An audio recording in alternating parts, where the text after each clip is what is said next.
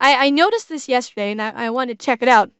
Because this one is about Starfield, and apparently shit has gone sideways pretty badly for Bethesda and Starfield. And I'm kind of curious how, because I knew that, because Starfield, when it launched with lukewarm reception at best. For as much as Bethesda hyped up Starfield, it really was just Skyrim in space, and even if no one wanted to really admit it. But Will you become a Waptor Twappa? Cheer 100. a rat? A raptor? What? What's a twappa? Like, what kind of word are you trying to say there in Uwu? Is that supposed to be a raptor trapper? Huh? I have no idea what that is. So, no? Oh, I don't play WoW. I've not played WoW, so that would explain why I am confused. Oh, big dog, I'm sure somebody's probably working on that. Okay. Really, Babe Jeebus, you only lasted an hour. It was that mid. Wow. Alright, well, apparently it's gotten worse with their DLC. So, let's see. As of recording, Starfield currently has a review score of around 56%, and its Eef. DLC, Shattered Space, is all the way down at 30%. Oh, wow. And we've got absolutely hilarious cope here from Bethesda. First, I'll show you what they say, and then I'll explain why this is such hilariously pathetic cope. Games Radar says, Starfield's first expansion launched to mixed reviews. Well, that's currently putting it very generously, but continuing. One of the most common complaints about the DLC, however, was its lack of content in the form of new features, and that's why adding the first ever drivable land vehicle in a Bethesda RPG beforehand felt like it might have been a wrong move. As Microsoft gaming lead Phil Spencer reveals, Did the DLC bring with it a rover? Or was this something they added into the base game?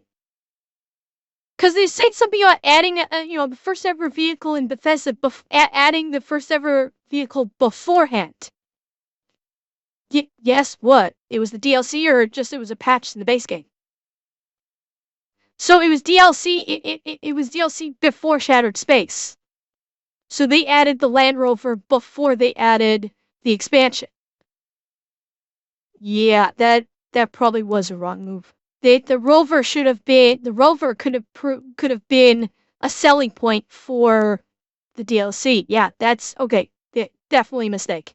In an interview with GameFile, Howard was worried that being Baby Judas, that's what I would think too. Was worried that the rover's earlier debut as part of a free update was a bad decision on his part. So just to be sure that we're all on the same page here, they're attempting to make the argument that releasing the Rev 8 rover, this buggy thing that you can drive around, before the DLC might have actually hurt the public opinion of the DLC. In other words, they're suggesting that the rover, the Rev 8, whatever it's called, could have actually carried the DLC if they would have waited to release the Rev 8 along with the DLC instead of like a month earlier. This is a terrible take for a lot of reasons, but first, No.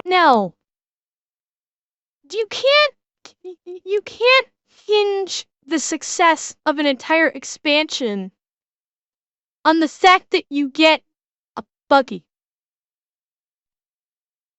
That doesn't work. If you're gonna release an expansion and your one selling point is you're gonna get a space buggy, that's not gonna carry an entire fucking expansion that presumably has new missions and new planets. So you just didn't have a good game, my guy. You didn't make a good. You hyped the shit out of your game.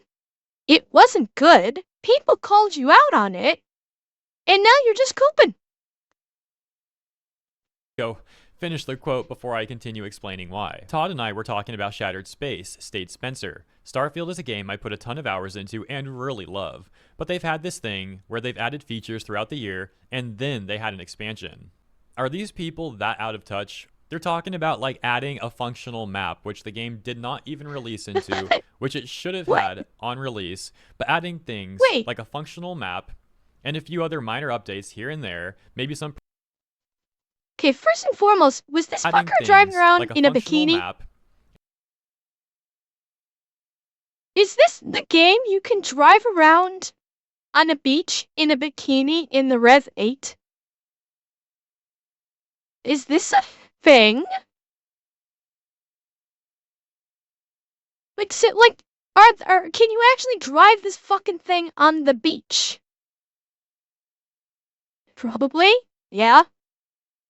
And yeah, like they're saying that fixing their shit game should have waited, and they should have fixed it with the expansion. For Ember, the Colonial Raptor is pretty much like a mix of a Black Hawk, the chopper from Transformers 1, a Kamov Ka-52, a Mil Mi-24, and depending on weapon loadout an 810 Cheer 100. Okay. But he's yeah. And Yue is right. That doesn't make any goddamn sense to think that way. That they should again, it's cope.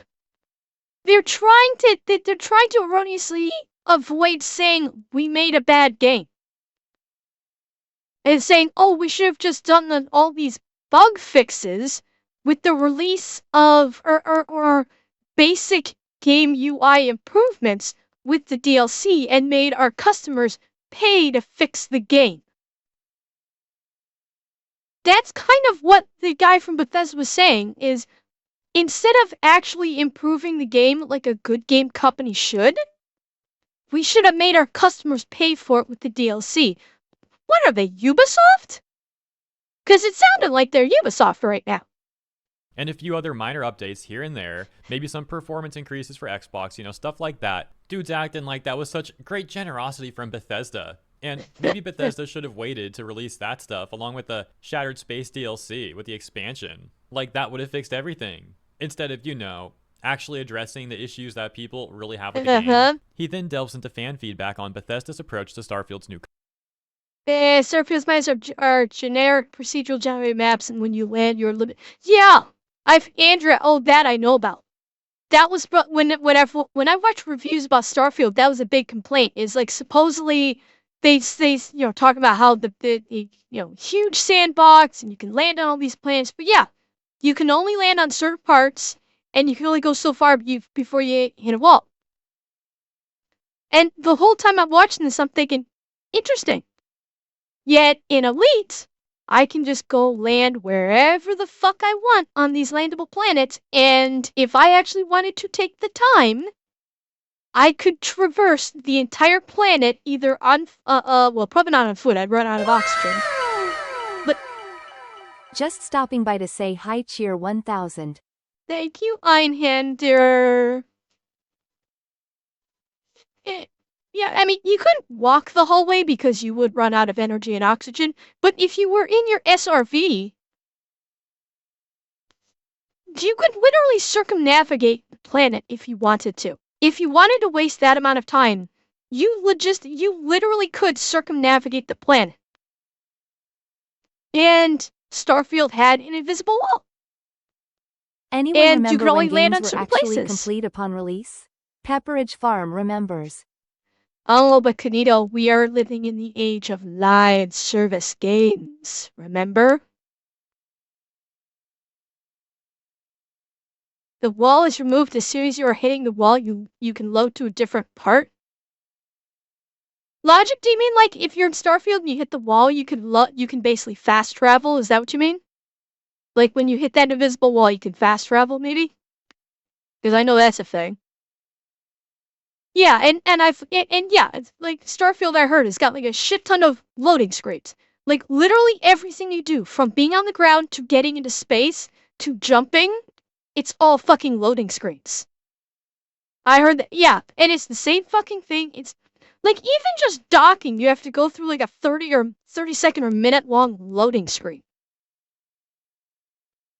well, it's kind of opposite. So, well, yeah, I mean, when I'm looking to the right, the avatar kind of looks left. So kind of does it Cheer opposite. 100. The sad part is No Man's Sky did what Starfield wanted to. Well, I mean, No Man's Sky came out before Starfield. So it's more like Starfield tried to do what No Man's Sky did and failed miserably. And actually, I'll do that better. Starfield tried to do what No Man's Sky and Elite did and failed miserably. Oh yeah, they fixed No Man's Sky in a big fucking way. Yeah, it's just Starfield was another God Howard basically thinking that he could basically bullshit his way through another game and say, "Oh, this is so epic," and but people are used to the bugs, so we'll leave. Who cares if it's buggy and shit? This is Bethesda. We're known for it, so it's fine. Content, as well as how it left Howard questioning himself. I think some of the feedback on the expansion is we wanted more features, and he's like, well, should we have waited to put buggies out? These people can't be serious. The Bethesda head figured keeping the vehicle for the DLC could have helped flesh it out more. Spencer continues, and so I think you're trying to tune both developer effort and the impact of the expansion, and I think there will always be a balance to managing the game month to month, but not every game will do expansions. Bros, I actually can't believe this is a real quote. I can't believe this dude literally thinks, yeah, the buggies, we should have waited for the buggies. We should have released that with the Shattered Space, and then Shattered Space would have the very positive reviews, maybe. Okay. Has anybody in chat by chance played Shattered Space?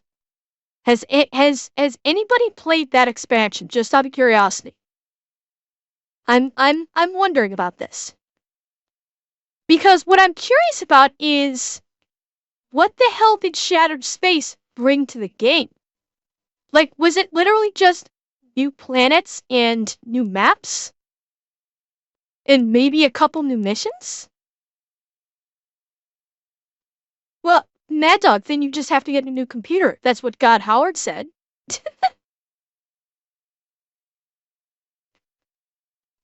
Honestly, I was not even aware that they did the DLC for the Shadow Space. Until I started hearing about how bad it was not even aware that they made this DLC. That's how piss poor it is. Maybe great, overwhelmingly positive reviews. Yeah, it's all because the buggy was released a month before the DLC. That's the problem people have with Starfield and What? It's a 5-hour-long story, one new planet, and one new character. Which I'm guessing was that robot that was in the buggy. So $30 fucking dollars?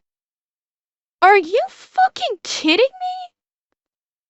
They wanted people to spend $40 for a new quest line that lasts 4 hours, a couple new weapons, and a couple new suits that probably are meaningless, and a new planet.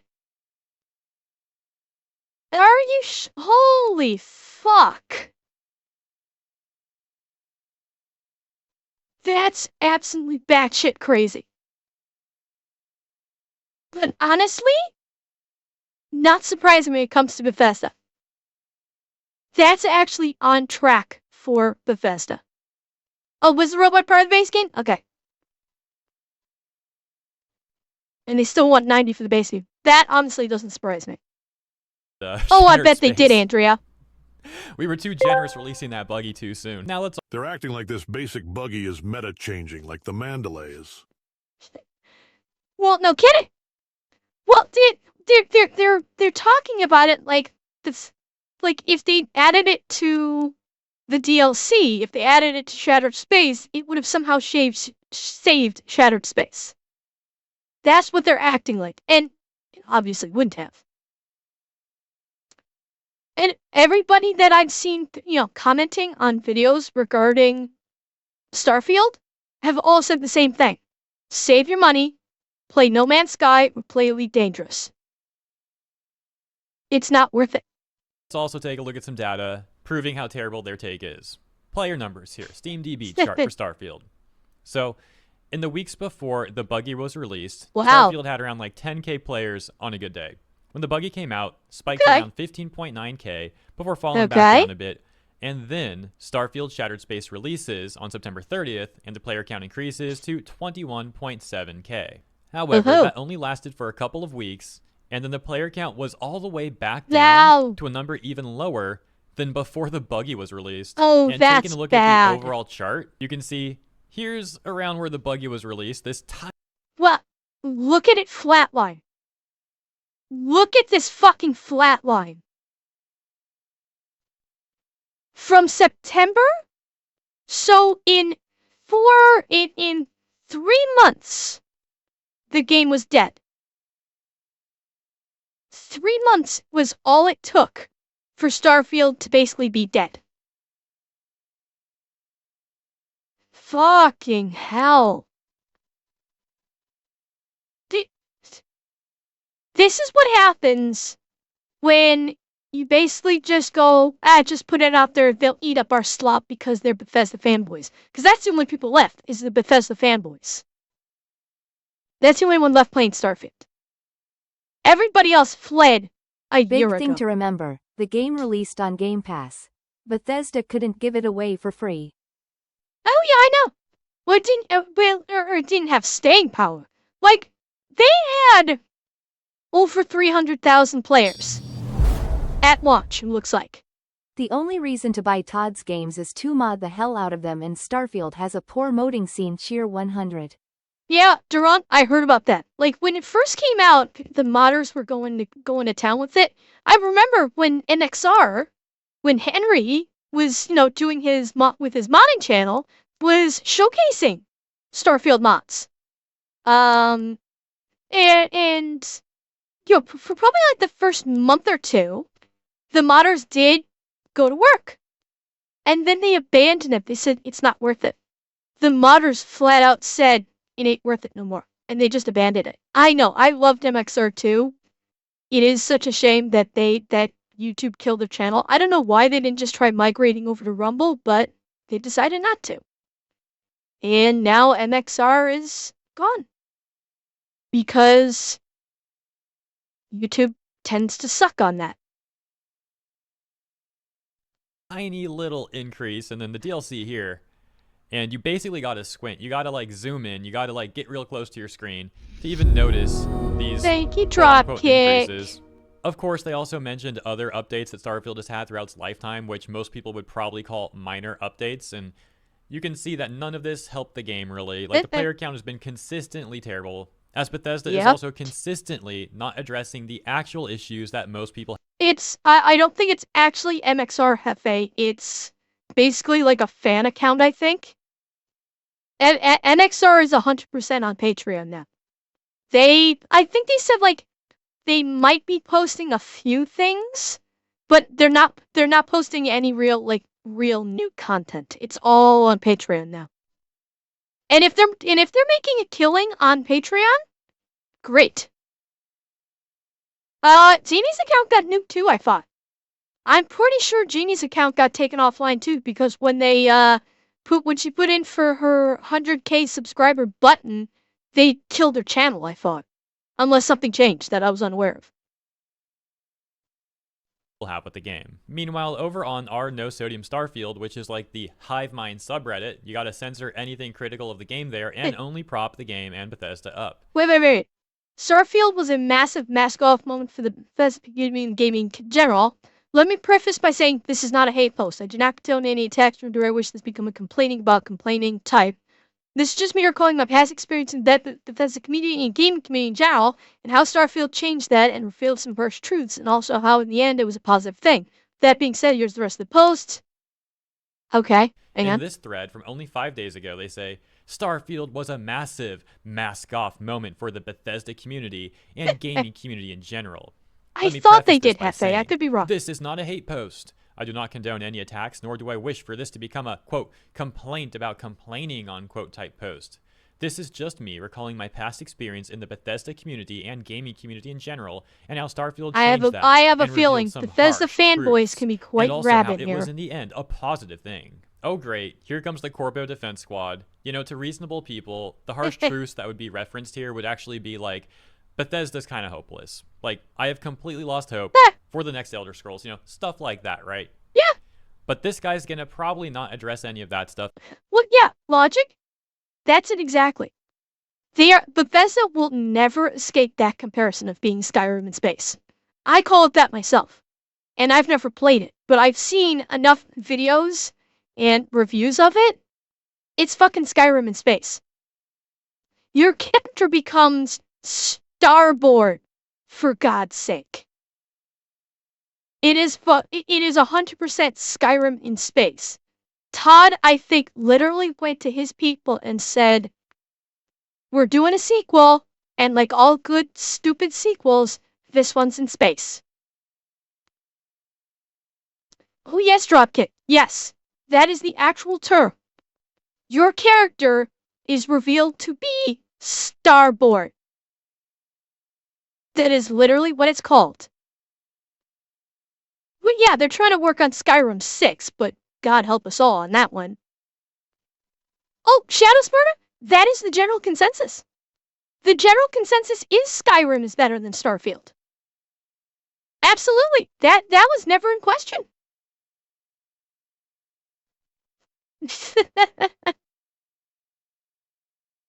Instead, the harsh truth this person is probably going to be saying is that the problem is the gamers and the gaming community, and we gotta oh yeah, of course, blame the customer. They can do no wrong.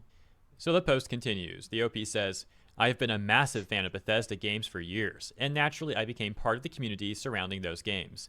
And at first it was great. I had a lot of fun finding out all the lore and dev secrets as well as theorizing about them. Slowly but surely, however, I began to notice this mean-spirited attitude towards the developers.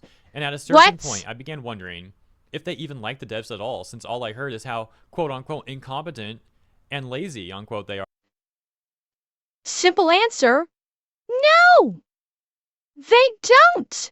Because the devs put out a shit game on a tired-ass engine that cannot do what they wanted to do. They put the game out on an engine that is full of fucking bugs that Bethesda never fixes. And they can, you know, they put out a half-baked product and just go, oh, buy it, we'll fix it in post. So no, they don't like the devs.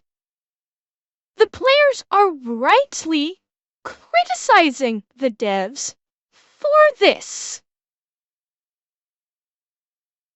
And the fact that this poster is defending it means you claim you've played the games and dove deep into the lore, but have you?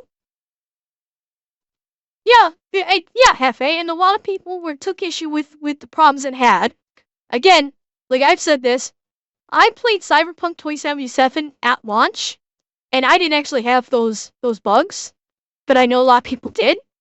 But also, CD Projekt Red also worked their ass off to really fine-tune that game and put out DLC that was amazing from what I've heard. Everything I've heard is that the DLC for Cyberpunk Phantom Liberty, Bethesda wishes their DLC was even an eighth as good as Phantom Liberty. Because that was DLC that was actually worth $40. But with some research, I discovered that's definitely not the case. And yeah, Carefree Coin, thank you for the follow. Buddy. Especially when you consider what they managed to achieve with a relatively small team for a AAA game. Small team? How many people worked on Starfield? And thank you, anonymous person, for the gifted. Thank you. Does anybody know how big the team for Starfield was? They might know. I don't. But it's Bethesda. It had to have been pretty sizable, honestly. 250. Is that considered small? Is that considered a small team? I consider that a modest-sized team. I would think, especially on an old-ass engine that they've all used time and time and time again. It's not like this was on a new engine that they had to figure out how to make it work. I mean, I don't know. I suppose it's perspective, maybe, but I mean, yeah. This just sounds like cope. It sounds like a Bethesda fanboy coping. And it all came crashing down with the release of Starfield. It just came crashing down. 76 had a justifiably bad reception, but it was mostly a spin-off, and over time, it became a pretty good game. But Starfield? Man, everyone in the Bethesda community and in the game... Really? 75 had a justifiably bad reception, but it was mostly a spin-off. It was part of the Fallout franchise. Again, fucking hand-waving away their failures. Just hand-wave it away that Bethesda's fucked up just about everything it's touched lately. Well, okay, but that's Diablo. That's Activision. Skyrim was mad with a little over 100 people cheer 100. Yeah. And, okay, how many worked on Baldur's Gate? How many devs worked on Baldur's Gate? I'll bet you it was less than 250. I'll bet you anything. And that game is still huge. So the relatively small team of 250 don't work. Gaming community in general went after that game. Yeah, you know, we're talking about a small indie dev studio here. For a Thank you, AAA Captain studio, they're so Fuckstick. tiny. It's not like Microsoft is funding them either or anything like that, right? And a lot of the reasons for doing so seemed very shallow and at points on. This was when Bethesda was part of Microsoft too. They made Rockstar Starfield. did better when they fixed the GTA Definitive Edition. Oh yeah. Baldur's Gate at 470? Okay, I'm wrong then. I thought they had a smaller team than that. I was always given the impression it was a smaller team. Okay, I'm wrong. I'm incorrect then. 76 was much better than when it was released. It's not a great game. The game is borderline unplayable without the subscription service. But yeah, let's call it better. Uh-huh. Here you go. Well, I mean, at launch it was unplayable, Andrea. I mean, that was a given. Okay, I didn't think Larian was that big. I was under the impression it wasn't. Oh, it started with 50 and ended with 470. Ah, okay. Okay, so it started smaller. Okay. True. It was what I consider to be a mask-off moment for the whole community, as it revealed just how much they followed the grift, which seems to be disliking everything Bethesda does for some very stupid reasons. And it was everywhere. Outside of the sub, which is great, by the way. Yeah, the Hive Mind sub that censors anything critical, that's a great place. I don't know if there's any other safe space to talk positively. Safe space. Oh, my sweet fuck. Wow. Does this guy think Todd Howard is going to personally reach out to him and say, "Oh, thank you so much for defending us. What, do you want to come to Bethesda Studios? We'll give you a tour and some free merch because you defended us"? What do you want to bet he was hoping that? Cheer 100 quick question. Anyone knowing about the Planet X games? Also choo-choo time again. Yeah, trade not. Yeah, he can get a quote-unquote canvas bag. Yeah, but like this right here, I consider this a mask-off moment for the whole community, as it revealed how much they followed the grift. This is the quote-unquote modern gamer. Take what the corporate slop is given to you. Cheer 1000. Keep tracking, Ryder. Yeah, this poster is basically saying, take whatever slop your corporate overlords give you. Do not question, consume product, wait for next product. That's what this guy's trying to say. That if you have an issue with a game because it's made poorly, it's a grift. I guarantee you, this fucking simp was praying that God Howard would see his post, reach out to him and say, "Come to me, my child. I will show you Bethesda Studios and give you free merch. And you can take a picture with me. I guarantee that's what he was hoping for. To this day. By the way, where's this guy's like research he was going to present about Bethesda not being lazy and incompetent? He said he had like some research into that, right? And then this just like never went anywhere. Everyone went for the kill No, with this. I did not want Todd Howard to spank me. No.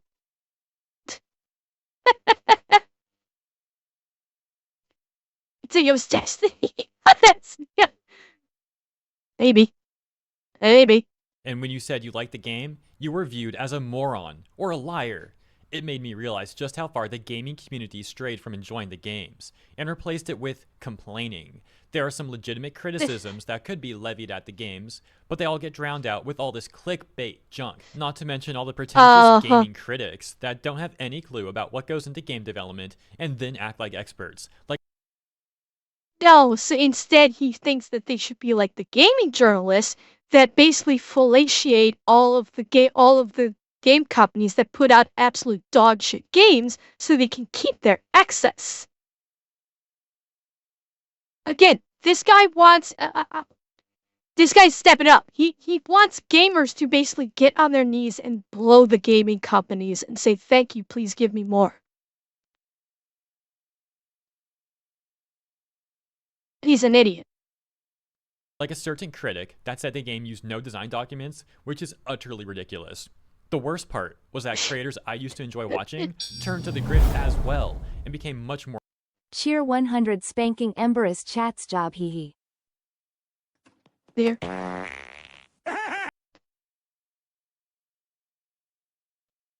Really? Adder? You did a buck. More unfairly negative. Like, for example, Mr. Oh no, Magic Drag Rider. Play, He has a who I blow-up used doll, to enjoy Todd Howard. watching, Okay. but You now guys became probably can't hear it, but I'm slapping my... Damn it. And Dragon Rider? No, he probably has a blow-up doll of Todd Howard. Except he's on the receiving end, not Todd.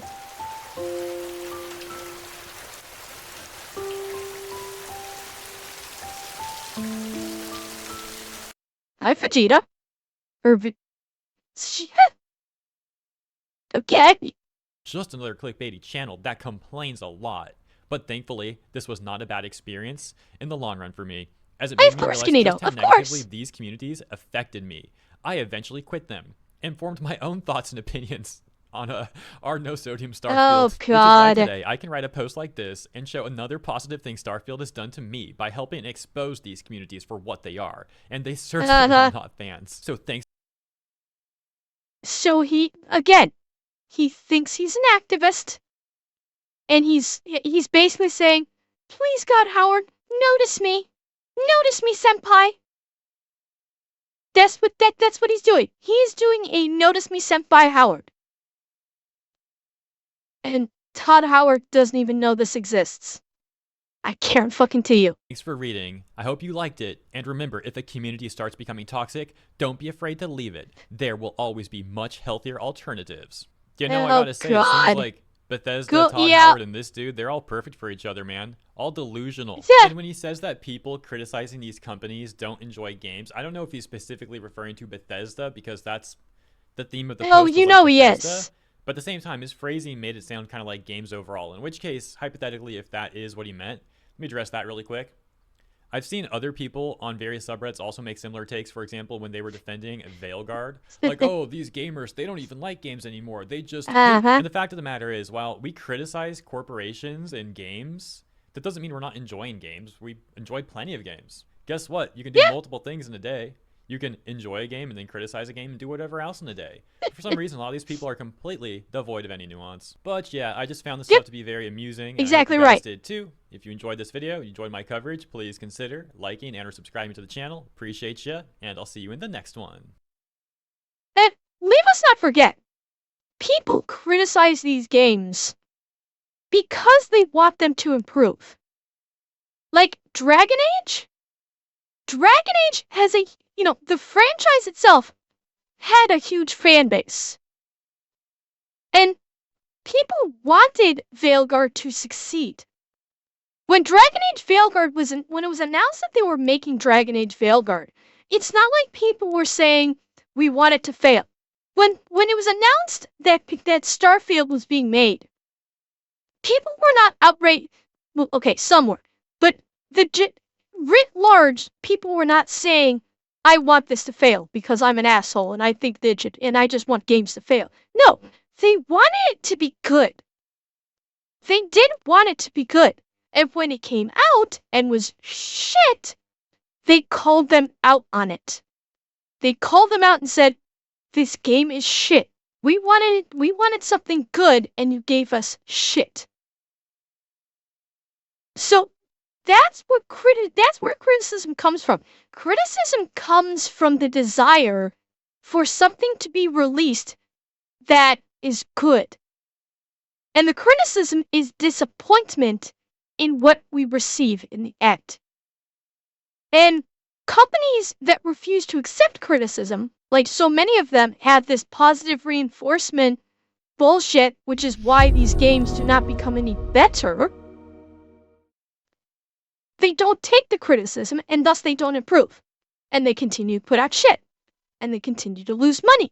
And it's a never-ending cycle.